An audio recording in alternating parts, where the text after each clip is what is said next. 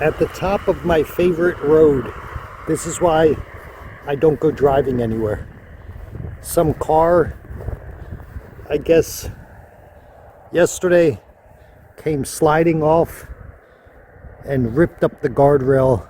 And people laugh when I say I don't leave town because of the roads. That's not worth it.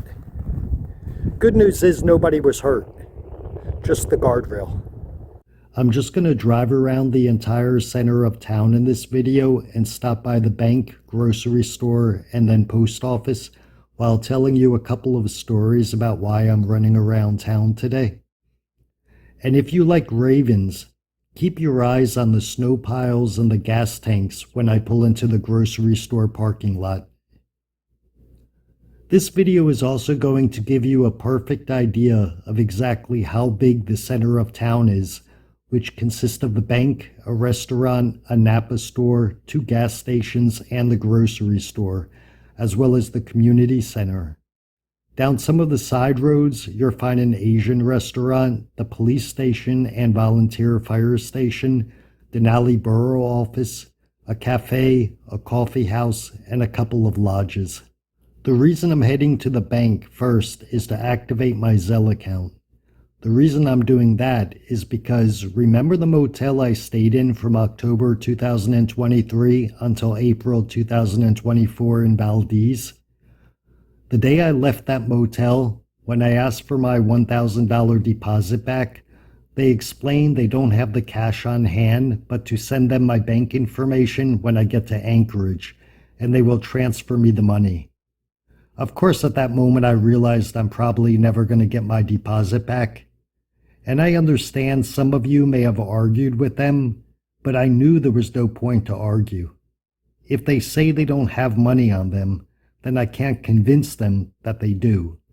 And I was also looking forward to getting to the interior of Alaska and didn't want to ruin my trip by having a useless argument that was not going to change the fact that I would be leaving without my deposit.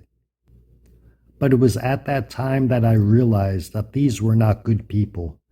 They put on a charade of friendliness and kindness while I was there, but the moment I was leaving, I found out quickly that's all it was, a fake act.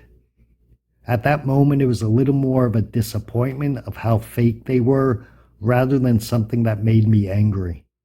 I spoke to the owner quite often while there, and we had some fun talks, but looking back, he just wasted some of my free time. Anyhow, I'm still going to go and activate Zelle in case I need it for the future for something else, and I'll send it to the motel owner in Valdez and hope for the best. But I already realize I'm not getting the deposit back. There's nothing I can do about it. It's out of my control. I'm stopping by the grocery store to pick up some lunch, and then I'll head to the post office in regards to my follow-up story regarding Starlink. In my 2 previous Starlink videos, I spoke about how great Starlink worked and how easy it was to set up.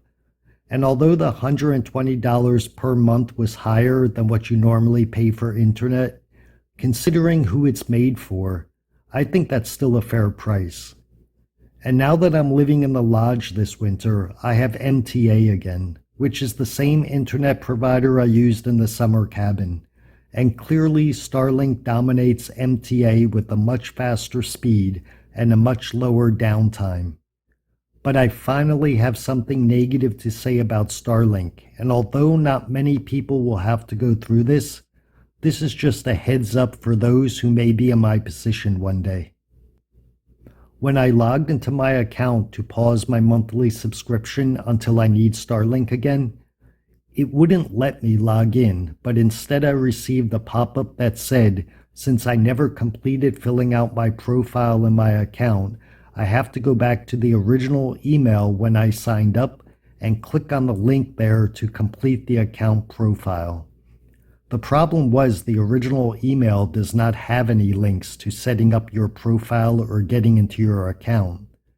I filled out my profile when I first bought Starlink and registered my account. Otherwise, they would not have activated the satellite without knowing my location and my credit card information, along with my full name and address. When I tried to contact support, I found that Starlink does not offer neither phone support nor email support. The only way you can contact them is in a form that you can reach only if you are logged into your account, which I could not access.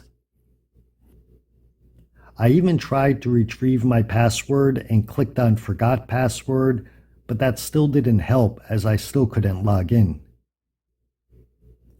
I looked in Google and found some people shared an email address from Starlink on Reddit and on Facebook that may be able to help, and I sent an email, but in 30 days, Starlink never replied back to me. And because my debit card was getting charged manually in my account every month, I had to cancel my debit card and wait for a new card to arrive in the mail.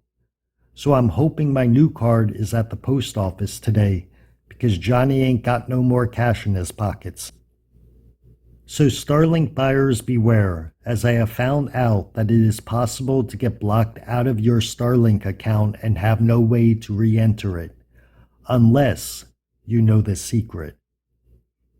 The sneaky secret is this. When you set up your Starlink account, you have to set it up on your phone. You register and then log into your Starlink account on your phone and fill out your profile and all of the details to activate the Starlink satellite.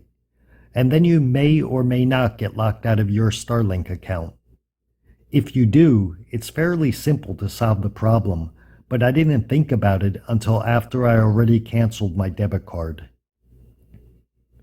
If you cannot log into your Starlink account on your phone, you go to the Starlink website on a laptop and click on Forgot Password there. Like I mentioned earlier, that does not work on the phone, but if you click on Forgot Password on your laptop, you'll receive a new password, and with that new password, you can log into your Starlink account, but only on your laptop.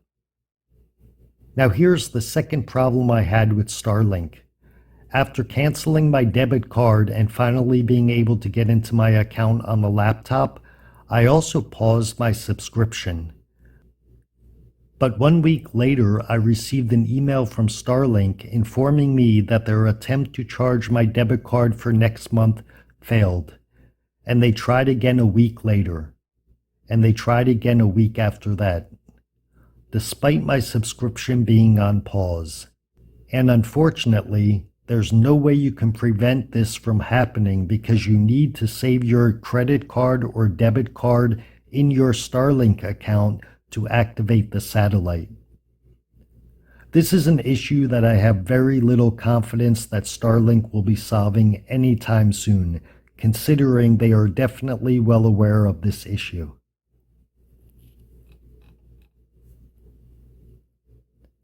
When I move out of the lodge, I will definitely start using Starlink again because of how much better it is than the local internet provider. I just have to accept that if I ever need to put my subscription on pause, I'm just going to have to cancel my debit card again.